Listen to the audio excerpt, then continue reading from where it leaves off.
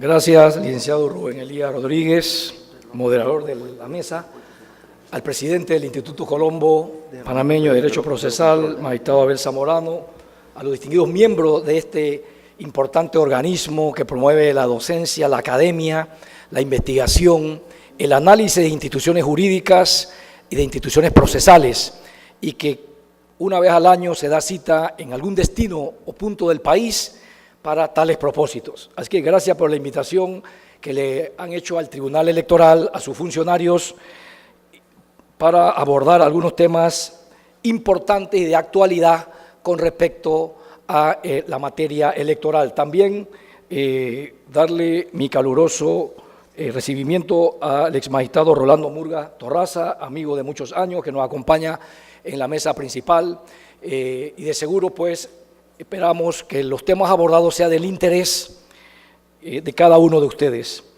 Principios de las reformas electorales es el tema que nos corresponde abordar esta mañana. Un proceso electoral democrático es aquel que garantiza que todas las fuerzas políticas y todos los ciudadanos tengan las mismas opciones reales para acceder al poder político a través del sufragio popular. En este sentido, la reciente reforma electoral aprobada mediante la Ley 29 de 2017 establece mecanismos y figuras que procuran generar mayores condiciones de equidad en la contienda, tales como la reducción del periodo de campaña, pues ahora solo se puede hacer campaña 60 días antes de una elección general y 45 días antes de elecciones internas partidarias, ya sea para elegir autoridades de gobierno o candidatos de elección popular. Esta medida se inspira en la necesidad de reducir el costo de las contiendas electorales para hacerlas más equitativas, así como evitar la saturación de los medios de difusión con anuncios políticos y reducir al mínimo la afectación que sufren los ciudadanos cuando los espacios públicos se utilizan para hacer propaganda electoral. Fuera de estos periodos nos encontramos con la denominada veda electoral, en la que si bien no se puede hacer campaña, la reglamentación expedida por el Tribunal Electoral precisa un cúmulo de actividades que son permitidas salvaguardando los derechos constitucionales, civiles y políticos de los ciudadanos. Entre estas actividades que están permitidas podemos mencionar actos preparatorios para la campaña, tales como reuniones de planeamiento logístico y capacitación para la campaña electoral, la producción, grabación, filmación y contratación de cuñas y avisos publicitarios siempre que no se utilicen durante la veda electoral, la compra de materiales de propaganda electoral, su transporte y almacenamiento siempre que no se utilicen durante la veda electoral, la exploración de las posibilidades de ocupar un cargo de elección popular, actividades de contenido editorial, noticias, entrevistas, reportajes, actos de recaudación de fuente privada, actos de rendición de cuentas de funcionarios electos, apoyo ciudadano o empresarial a actividades deportivas, culturales y sociales, actividades internas de los partidos, siempre que no se constituyan en actos de campaña, uso de cuentas personales en las redes sociales, siempre que nadie pague para llegar a más personas, pues constituiría propaganda electoral. En este sentido, es oportuno acotar que el Tribunal Electoral creó recientemente la Unidad de Medios Digitales, que entre otras responsabilidades tiene la de monitorear periódicamente las redes sociales a fin de determinar si algún usuario está pautando o pagando propaganda electoral, lo que está prohibido fuera de los periodos de campaña antes mencionados. Cabe resaltar también que el Tribunal Electoral, consciente del importante papel que juegan los medios digitales en la difusión de la información y por ende en las campañas electorales, y con el deseo de contribuir para que en la democracia impere la justicia, la tolerancia, la paz, el respeto y otros valores, promueve la suscripción de un pacto ético digital. Se busca que los usuarios de medios digitales colaboren voluntariamente para que se respete la veda electoral, de manera que solo se haga campaña durante los periodos permitidos, así como para que se procure que al hacer uso de las redes sociales se eviten las campañas sucias, la violencia y la falta de tolerancia. También se permite la inscripción de nuevos adherentes por los partidos políticos y la recolección de firmas de respaldo por los aspirantes de la libre postulación. Pero en el caso de los partidos políticos, estos solo podrán utilizar material y artículos alusivos a ese evento de inscripción de adherentes. Por su parte, los aspirantes por la libre postulación deberán limitar su actividad a informar a la ciudadanía el lugar, fecha y hora en que tendrá lugar la recolección de firmas. Fuera de eso, estaría prohibido cualquier actividad que implique propaganda electoral, que está prohibida fuera de los periodos de campaña. Siguiendo con el principio de equidad, se introduce por primera vez en Panamá regulaciones legales al financiamiento privado de las campañas. En tal sentido, se establecen topes a los que un candidato puede recaudar y gastar en la campaña por cada cargo. Y también se establecen topes al donante, es decir, a los aportes con que pueden contribuir los donantes, sin importar que sean efectivo o en especie. Con esta medida se procura minimizar el efecto nefasto que podría producir el exceso de dinero en las campañas electorales y en la salud de la democracia panameña, así como cortar los nexos por el agradecimiento que podría generarse entre un superdonante y el candidato electo, perdiendo así su independencia. El no cumplimiento de estas regulaciones puede traer como consecuencia no solo la sanción con penas pecuniarias elevadas, sino también la nulidad de la elección. Se establecen además medidas para garantizar la equidad en la contratación de la propaganda electoral, tales como la prohibición de la donación de la misma de parte de los propios medios o de terceros a cualquier candidato. Además, las nóminas presidenciales solo pueden pagar propaganda electoral con el financiamiento público y se establece de manera obligatoria que las radioemisoras y televisoras den un beneficio del 20% de descuento a todos los partidos y candidatos en las tarifas publicadas por cada medio al 31 de diciembre del año anterior a su aplicación. Por otro lado, está prohibido la difusión de propaganda estatal durante 3 meses antes de las elecciones, así también como la propaganda de los contratistas del Estado. 3 meses antes de las elecciones generales, la ley prohíbe, y esto es novedoso, que el Estado haga a través de los diferentes medios propaganda estatal. En otro orden de ideas, pero aún dentro del marco de aquellas disposiciones que procuran una mayor equidad en la contienda electoral, la reforma establece varios preceptos que benefician a las candidaturas por la libre postulación, procurando reducir la brecha que las separa de las candidaturas partidarias, que cuentan naturalmente con el respaldo, la estructura y el apoyo de las maquinarias del partido. Así, se redujo la cantidad de firmas de respaldo ciudadano que se requieren para ser oficialmente reconocidos como candidatos por el Tribunal Electoral. Se aumenta el financiamiento público a los candidatos por la libre postulación, de 50 centavos por adherentes, que era lo que ocurría antes, a un estimado de 6 balboas por adherente. Adicionalmente, se ampliaron los plazos para recolectar las firmas desde 2 años antes de la elección. Ya vemos que a nivel nacional hay muchas personas que están recogiendo firmas para aspirar a un cargo por la libre postulación. En este sentido, de acuerdo al calendario electoral, pueden seguir haciendo esa actividad de recolección de firmas, inclusive hasta el 5 de enero de 2019, pese a que el 3 de enero del 19 vence el término para formalizar su postulación ante el tribunal. Como si fuera poco, ahora también pueden recibir el respaldo de la membresía de partidos políticos, sin que estos pierdan su condición de miembros, y se les brinda la oportunidad de que recojan firmas los 7 días de la semana, las 24 horas del día, sin la supervisión de funcionarios del Tribunal Electoral. Por otra parte, es indudable que existe una relación recíproca y proporcional entre democracia y participación. Se explica de la siguiente forma: un sistema electoral que se perfecciona necesariamente debe procurar una mayor y más activa participación ciudadana. Sobre particular, las nuevas regulaciones también promueven esta dinámica al reducir la cantidad de adherentes requeridos para la constitución de nuevos partidos políticos de 74.168 adherentes a 37.084 para su constitución.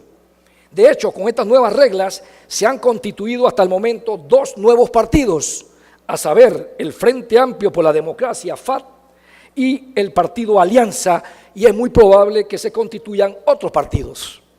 Asimismo, se redujo la cantidad de votos válidos a obtener por un partido político luego de una elección general para posibilitar su subsistencia jurídica.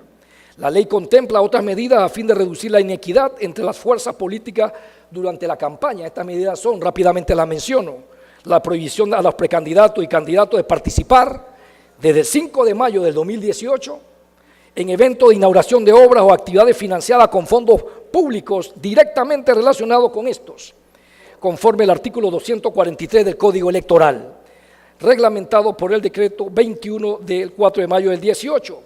Prohibición que luego de reciente fallo de la Corte Suprema de Justicia incluye a los servidores que ostentan cargos de elección popular. Otra medida adoptada consiste en las limitaciones a los servidores públicos listados en el artículo 30 del Código Electoral o que ocupen cargos equivalentes de renunciar al cargo a más tardar 6 meses antes de las elecciones generales, es decir, deben renunciar el próximo 5 de noviembre los que tienen aspiraciones a un cargo de elección, a menos que se postule a un cargo dentro de un partido en la primaria, tendría que renunciar una vez formalice la postulación. Además, estas personas no podrán ocupar después que renuncien, ningún otro cargo público hasta después de las elecciones, salvo aquellos que regresen a un cargo público de docencia o de carrera administrativa que ejercieron previamente. Siguiendo con el desarrollo del principio de equidad, se mejora la distribución de las curules en las circunscripciones plurinominales, ya que un partido o lista de candidatos de libre postulación solo podrá obtener una curul por residuo, dando así mayor oportunidad a partidos pequeños de ocupar un escaño en la Asamblea Nacional. La ley asigna más responsabilidades al Tribunal Electoral, debido a que ahora debe convocar, reglamentar, organizar, fiscalizar y financiar las elecciones internas de los partidos políticos, tanto para escoger a sus autoridades como para la selección de sus candidatos a cargos de elección popular, garantizando en estos eventos electorales el secreto del voto para el fortalecimiento de la democracia interna partidaria. Otro tema importante que se abordó en esta reforma es la paridad de género. Los partidos políticos deben garantizar que sus postulaciones para elecciones internas o generales se harán garantizando que como mínimo el 50% de las candidaturas sean para mujeres y no se admitirá ninguna lista que no cumpla con este requisito. Sin embargo, existe una excepción a lo anterior y será cuando la Secretaría de la Mujer del partido compruebe y certifique que la participación femenina en determinada circunscripción es inferior a ese porcentaje, pudiéndose completar los cargos con otros aspirantes. Con el propósito de garantizar este precepto, el Tribunal dictó el decreto 27 del 2018 que establece que en los procesos internos de los partidos solo se postulan principales como precandidatos. Los elegidos deberán escoger como suplente y de común acuerdo con el partido a una persona de género distinto. Aplica para las circunscripciones uninominales como para las plurinominales. En el caso de que en los procesos internos de los partidos se postulen nóminas completas, principal y suplente, como precandidato, los integrantes tendrán que ser de género distinto. La citada norma reglamentaria señala las siguientes excepciones a la paridad. La nómina presidencial, puesto que corresponde legalmente al candidato presidencial designar a su candidato a vicepresidente en consenso con su partido, conforme lo dispone el artículo 301 del Código Electoral. Y también están exentos de este tema las nóminas por la libre postulación. Culminado este repaso del extenso paquete de reformas que promueven el principio de equidad, conviene no obviar la mención del voto adelantado, mecanismo innovador que garantiza el derecho al sufragio de aquellos ciudadanos que estén en el extranjero el día de las elecciones generales, también para los que estén al servicio de la fuerza pública, los miembros del Cuerpo de Bomberos, SINAPROC, Cruz Roja, delegados electorales, servidores del Tribunal Electoral y de la Fiscalía Electoral. Este sufragio solo será para el cargo de presidente de la República, para lo cual los ciudadanos deben registrarse oportunamente para ser incluidos en el registro que se va adelante al Tribunal Electoral sobre el voto adelantado. El decreto 31 del 2018 reglamenta el proceso de inscripción, ejercicio del sufragio y escrutinio de este novedoso sistema de votación a nivel nacional.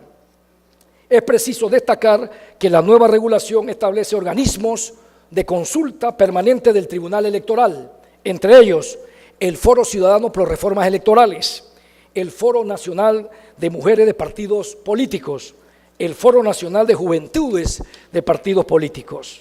Con respecto a la Comisión Nacional de Reformas Electorales, con anterioridad este organismo era consultado cada 5 años mediante un decreto por el Tribunal Electoral. Ahora, con la reforma legal, se le reconoce legitimidad a este organismo como un organismo permanente de consulta del Tribunal Electoral para los efectos de iniciativas de reformas a la legislación electoral. Referente al voto informado y con el fin de proveer al ciudadano de información, la oportunidad real de conocer mejor a los diferentes candidatos antes de hacer su selección, el Código obliga al que al momento de su postulación la persona debe entregar las hojas de vida y un resumen de sus propuestas de gobierno, posibilitando el voto informado que debe traducirse en el ejercicio del derecho al sufragio en forma reflexiva y responsable.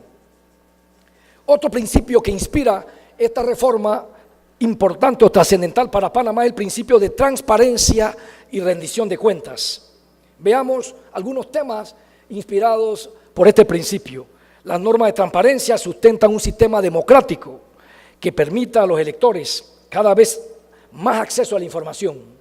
Por ello, la reforma obliga a los candidatos y a los partidos políticos a abrir cuentas de banco únicas para manejar sus ingresos y egresos, sujeta al audito del Tribunal Electoral y rendir informe de los mismos detallando el origen de sus contribuciones.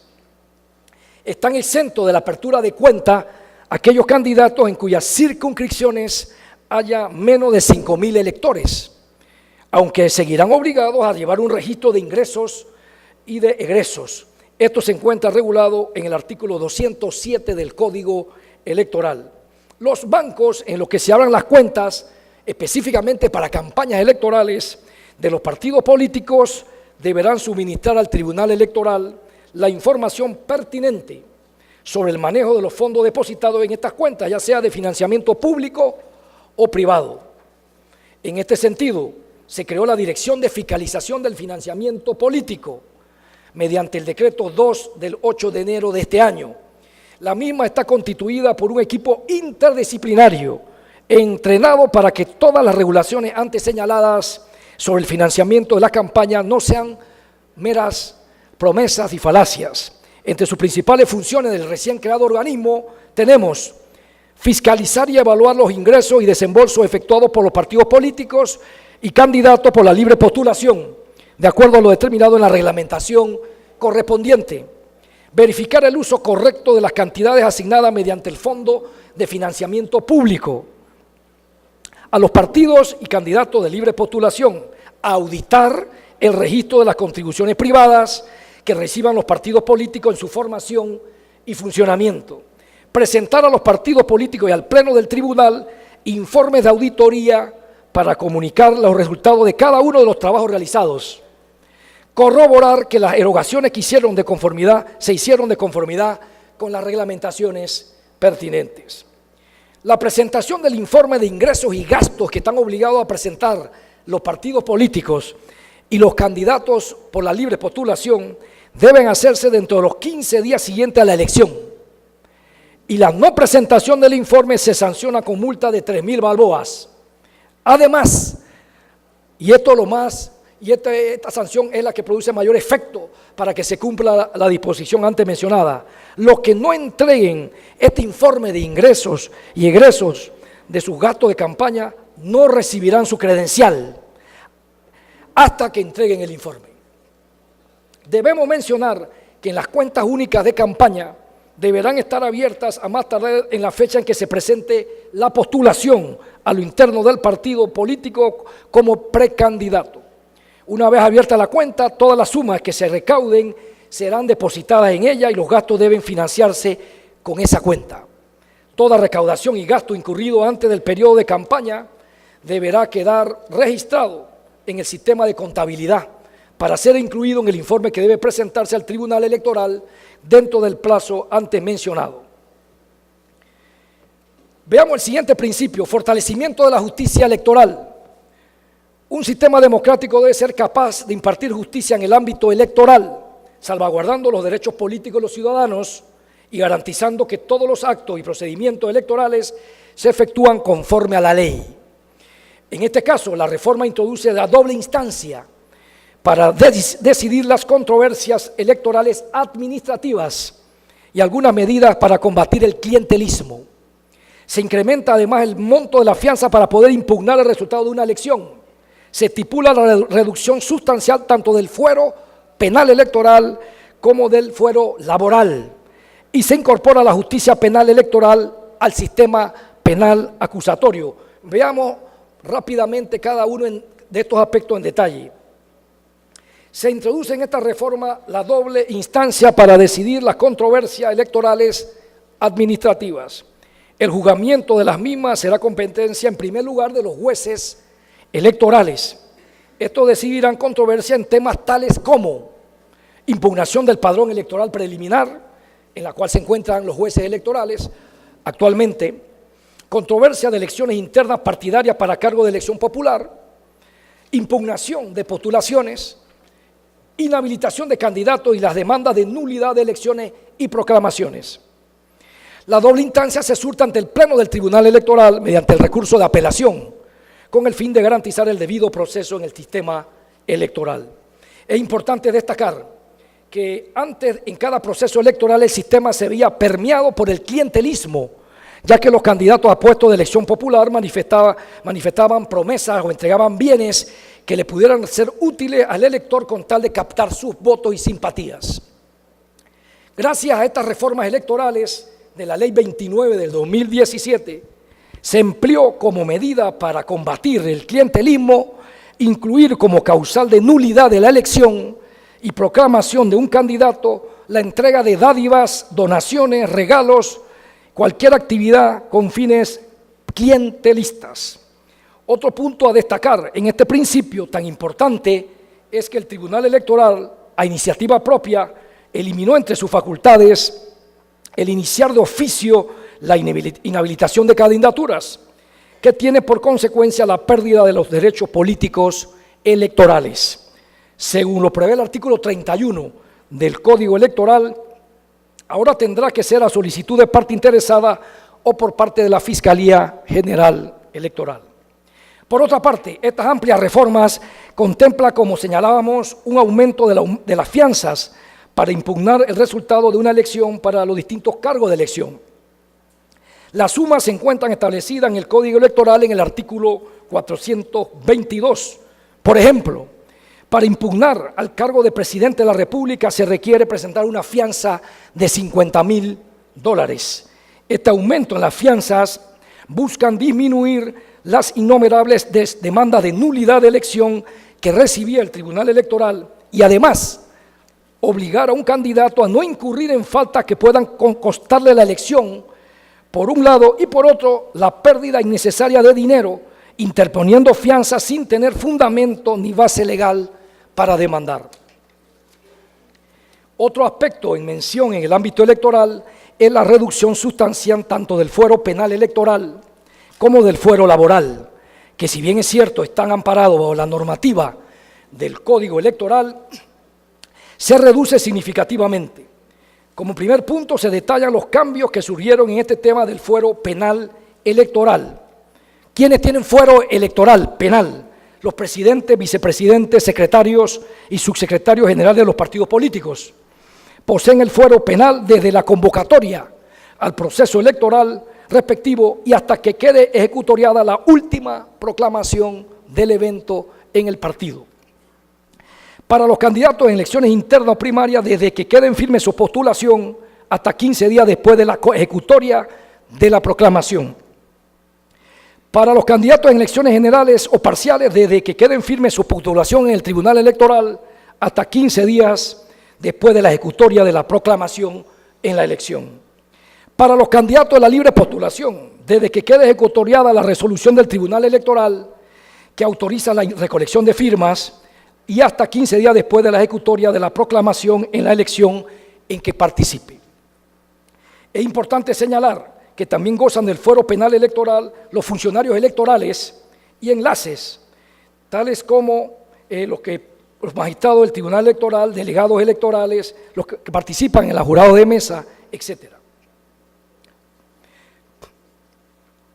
Ahora bien, el otro tipo de fuero electoral que consagra el Código es el fuero laboral, que consiste en la protección para ciertos trabajadores o trabajadoras que se encuentran en un estado de vulnerabilidad y fundamentalmente no podrán ser despedidos, trasladados, desmejorados, sin previa autorización por parte del Tribunal Electoral por alguna de las causales que dispone la ley. Se enmarca este fuero laboral en los siguientes cargos: candidatos a cargo de elección popular o cargos dentro de los órganos de partido, para candidatura por la libre postulación y para los delegados electorales. Por último, como parte de este principio está la introducción del sistema penal acusatorio a la esfera electoral. Ello implica la incorporación de nuevas figuras electorales, como lo son los jueces de garantías, los jueces de juicio y un juez de cumplimiento a nivel nacional.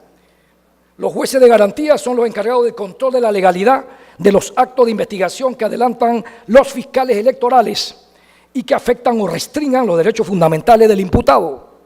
Los jueces de juicio son los encargados del juzgamiento de las personas acusadas de haber cometido un delito penal electoral. Y el juez de cumplimiento es el encargado de velar por la ejecución, suspensión o reemplazo de las penas impuestas por la comisión de delitos penales electorales. Cabe señalar que para el ejercicio de la jurisdicción penal electoral, en el Tribunal Electoral y sus juzgados se establecen las organizaciones por distritos jurisdiccionales. En otros temas sobre la reforma electoral podemos señalar que hubo un incremento en la veda de las encuestas, en el periodo de veda, aunque debo advertir que esta norma ha sido demandada por inconstitucional, al igual que otros temas contenidos en esta Ley 29 y algunos temas que aparecen conforme a la reglamentación que ha dictado el Tribunal Electoral han sido objeto de demanda de inconstitucionalidad y la Corte Suprema de Justicia tendrá la última palabra sobre el particular. Decíamos que en el tema de las vedas, ahora con esta reforma se eleva de 10 días la prohibición de divulgar encuestas a 20 días antes de las elecciones. Las empresas encuestadoras que utilicen mecanismos de medición deben cumplir con una ficha técnica establecida en el artículo 249 del Código Electoral. La ficha técnica deberá ser entregada en el Tribunal Electoral para la emisión de la certificación de registro a fin de que puedan publicar los estudios. A su vez, todo medio de comunicación está obligado a requerir al solicitante la constancia de que el mismo cumple con el registro y la ficha técnica previsto en la ley. El Tribunal Electoral tiene además la labor de promover y reglamentar 2 debates presidenciales que ya están fijados, uno que se va a hacer en el mes de febrero y otro en el mes de abril del próximo año, de acuerdo a negociaciones, a conversaciones que hemos tenido con la Universidad de Panamá y con la Cámara de Comercio. La postulación a varios cargos de elección dependerá de si el partido se lo permite y en el caso de hacerlo y salir electo en más de uno, deberá escoger cuál va a ejercer el que resulte electo. De no hacerlo, se le adjudicará el cargo de mayor representación. Cierro mi intervención indicando lo siguiente. Estas reformas que contempla o consigna esta Ley 29 del 2017 perfeccionan sustancialmente el sistema electoral panameño. No se reformó todo lo que el Tribunal Electoral quería, ni todo lo que la Comisión Nacional de Reformas Electorales, ni todo lo que la ciudadanía demanda de la democracia y del sistema electoral panameño. Pero ha sido un avance importante en el mejoramiento de nuestras instituciones. Generalmente el país, cada 5 años, luego de pasada una elección, los magistrados con la Comisión de Reforma presentan esta propuesta a la Asamblea. Y por supuesto, lo que tienen la última palabra son los honorables diputados. Pero cada 5 años el sistema se va perfeccionando. Esta es una de las pocas leyes que hay en el mundo que es una ley inacabada. la ley electoral. Se revisa, al menos en Panamá, después de cada elección, para mejorar las fallas, las debilidades, los errores, etcétera, que se descubran o determinen en el proceso anterior. Las reformas tienen límites y uno de ellos son los límites constitucionales. Algunas personas, cuando los magistrados nos hemos movilizado a lo largo y ancho del país, nos han preguntado, por ejemplo, que por qué en esta reforma no se prohibió la reelección inmediata de los funcionarios de elección popular como diputados, alcaldes o representantes.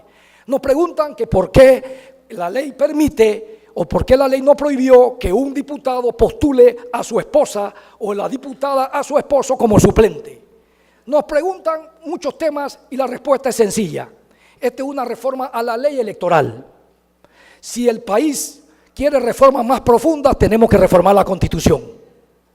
Después que se reforme la Constitución y que se establezcan nuevas bases del sistema democrático y electoral panameño, podemos hablar de una mejor democracia. Muchas gracias a todos.